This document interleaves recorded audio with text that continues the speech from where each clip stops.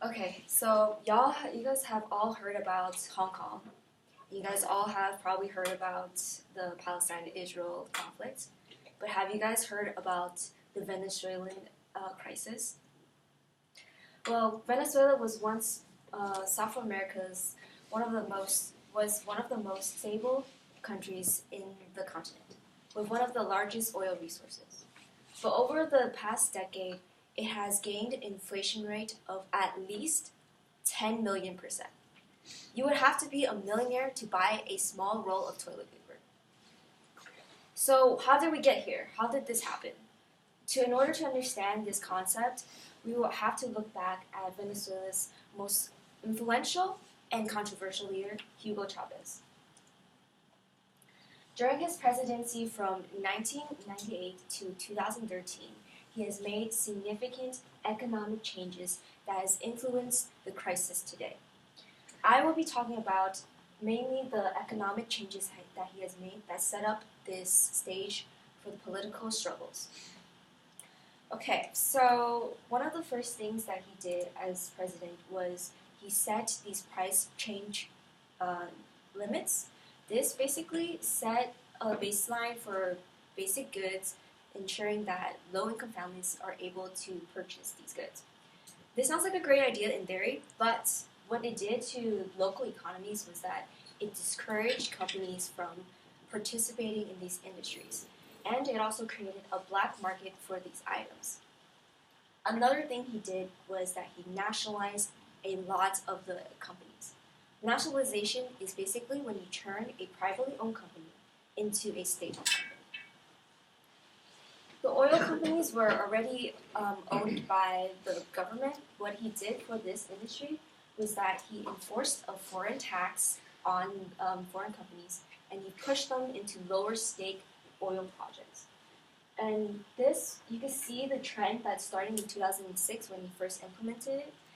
U.S. petroleum imports significantly decreased because of the higher prices set by the taxes. This gave the Venezuelan government more control over the resources. They didn't have to worry about foreign companies dealing with their own investments and delocating all the local companies in Venezuela. But what it also did, like it shows in this chart, it decreased all the revenue from exports, and it made Venezuela more unable to meet the demand in their own country. By the end of his presidency, Hugo Chavez has nationalized at least 1,000 other companies in other industries as well. What this did ultimately was it completely made Venezuela unable to produce their own products and stuff. They had to rely more on imports. They weren't able to meet the demand within the country by the country producing itself. And this is basically a distribution chart of what happened to all the imports. All the blue are just mineral oil resources that they're importing themselves because they're unable to meet their own demand. And then the red parts are all the food products they have to import from other countries because they're not producing their own. Another one of failures in Chavez's political policies was that he didn't reinvest all the oil money into other industries. What happened was that this became the most of Venezuela's exports. They become heavily reliant on petroleum exports, and what happened in 2008 and currently with the oil price crashes, their entire revenue decreased significantly, and they weren't able to rely on other industries to boost their revenue. So what does this all have to do with right now? This basically set up the stage for one of the biggest humanitarian crises in South America. The high inflation rate and shortages in food basically fueled the power struggle between Nicolas Maduro and Juan Guaido. With all these in stage, people were growing unhappy with Maduro, And despite his low approval ratings, he still won, and this basically sparked another debate on democracy. So according to Europa Plus in the 2019 article, Maduro he basically imprisoned a lot of opposition leaders, including Guaido right here, but then the international response from it really allowed Guaido to rise into the limelight and give him more of a platform to speak against Maduro. But basically, all of this incited all of the citizens of Venezuela to finally move out. There's no food, prices are too high, and there's violent clashes between these two states of government.